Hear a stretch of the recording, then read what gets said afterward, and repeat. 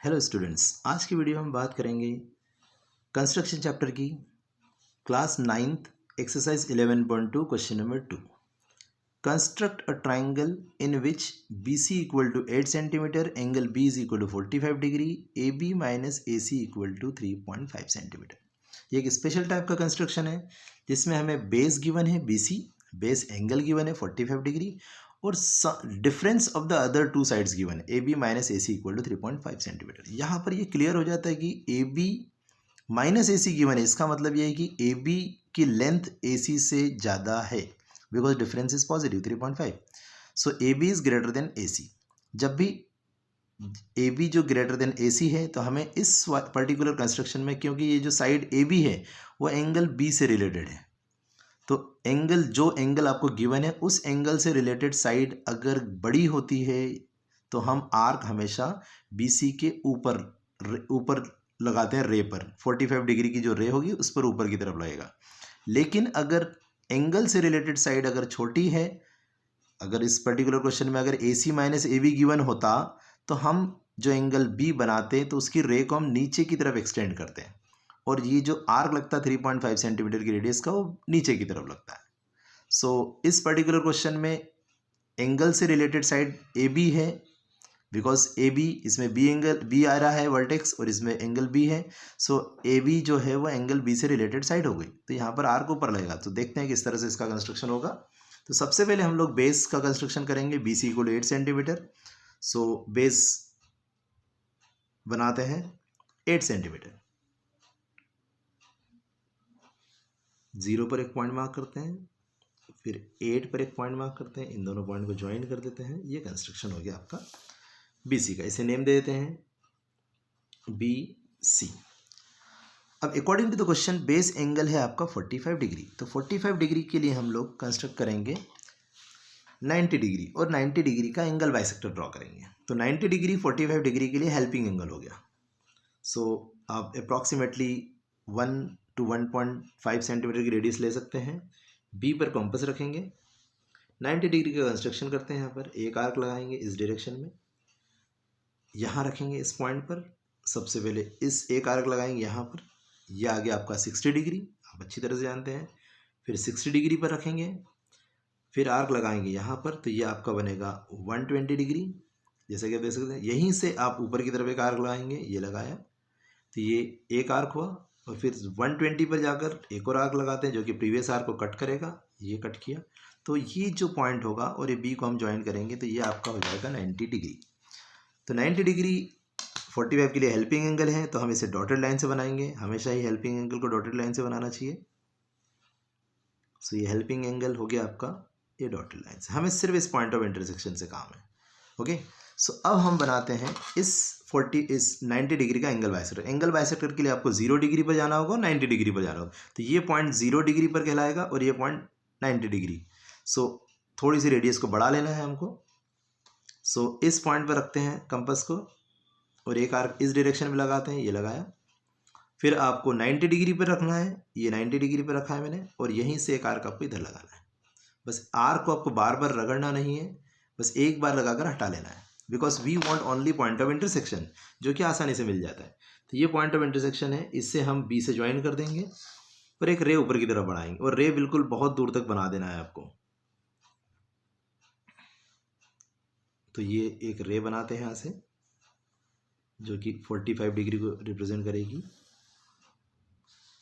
ये 45 डिग्री का एंगल आपका कंप्लीट हो चुका है। अब हमें डिफरेंस जो भी है A B minus A C equal to 3.5, तो 3.5 सेंटीमीटर की रेडियस लेकर हमें आर्क इस रे पर ऊपर की तरफ कट करना है by taking B as the centre. So 3.5 centimetre की रेडियस लेते हैं, ये 0 पर रखेंगे कंपास को। फिर आप 3.5 सेंटीमीटर की रेडियस लेंगे, देखिए 3.5 सेंटीमीटर की रेडियस ले चुका हूँ मैं। सो अब बी पर कंपास रखते हैं और एक आर्क लगा देते हैं। ये आर्क आपका इस पॉइंट पर भी आ सकता है, ये आर्क आपका इस पॉइंट पर भी आ सकता है, इस पॉइंट से ऊपर भी आ सकता है, इस पॉइंट से नीचे भी आ सकता है। ये डिपेंड करेगा कि आपने 45 के लिए कितनी रेडियस ली थी। तो हमें एक पॉइंट मिला है यहाँ पर, इस पॉइंट को आप मार्क कर दीजिए डी, अदर देन ए, डी। इस डी को हम सी से ज्वाइन कर देते हैं,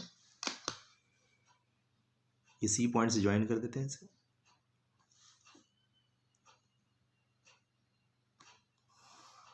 ये पॉइंट।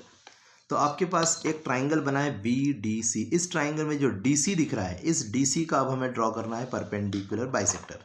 और आप जानते हैं अच्छी तरह से परपेंडिकुलर बाइसेक्टर किस तरह से ड्रॉ किया जाता है। हमें इस DC का मोर देन हाफ रेडियस लेना है, DC का मोर देन हाफ रेडियस। यहाँ पर गलती क्या करते हैं स्टूडेंट्स, वो BC का परपेंडिकुलर बाइसेक्टर ड्रॉ कर देते हैं।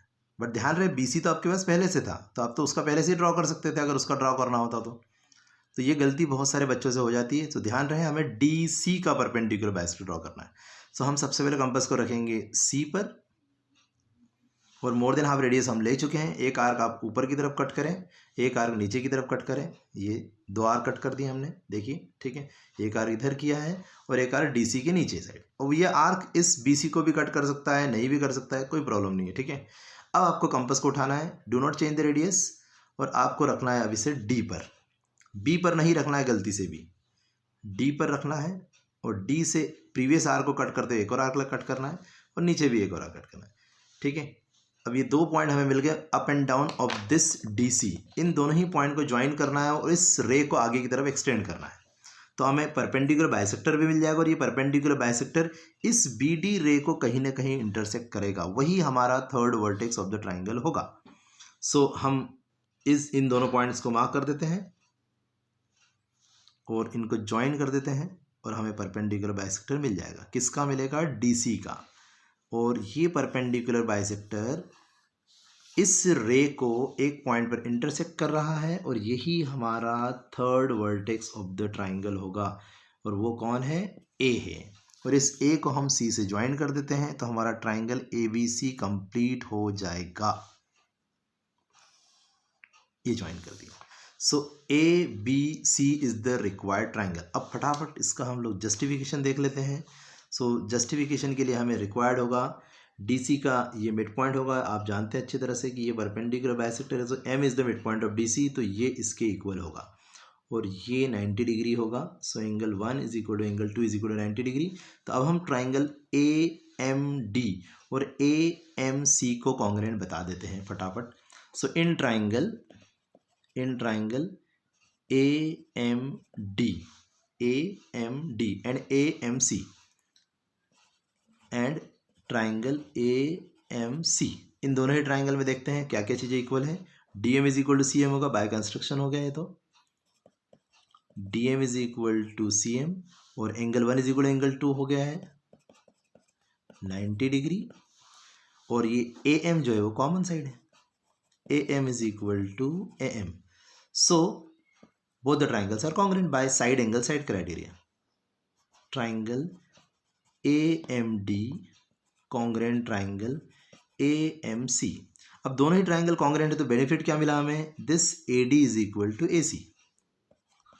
AD is equal to AC by CPCT. अब इस बेनिफिट का हम यूज कैसे करेंगे ये देखते हैं। आप अच्छी तरह से जानते हैं कि ये जो BD है ये 3.5 सेंटीमीटर का है। BD इज इक्वल टू 3.5, तो लिखते हैं since BD is equal to 3.5 centimetre. But आप इस BD को in terms of AB and AD कैसे लिखेंगे? तो वो देखिए ध्यान से कि अगर मैं इस AB की बात करूं, AB, अब इस AB लेंथ में से अगर मैं AD को माइनस कर दूं तो मेरे पास BD बचेगा। तो सीधी सी बात है, इस BD को हम लिख सकते हैं AB माइनस AD। तो लिखते हैं इसे, BD को लिखेंगे AB minus AD is equal to 3.5 centimetre. But this AD is equal to what? ये AD इज इक्वल टू है AC के equal, since AD is equal to AC, so we will replace this AD by AC। तो AB minus AC is equal to आपके पास आ गया है 3.5 centimetre, और यही क्वेश्चन में गिवन है, AB minus AC equal to 3.5 centimetre. So friends, आप लोगों को ये कंस्ट्रक्शन बहुत ही अच्छे से समझ में आ गया होगा, और कुछ प्रॉब्लम हो तो आप कमेंट बॉक्स में मुझे कमेंट कर सकते हैं, मैं उस पर थोड़ा सा और वर्कआउट कर लूँगा। So thank you very much, thanks for watching.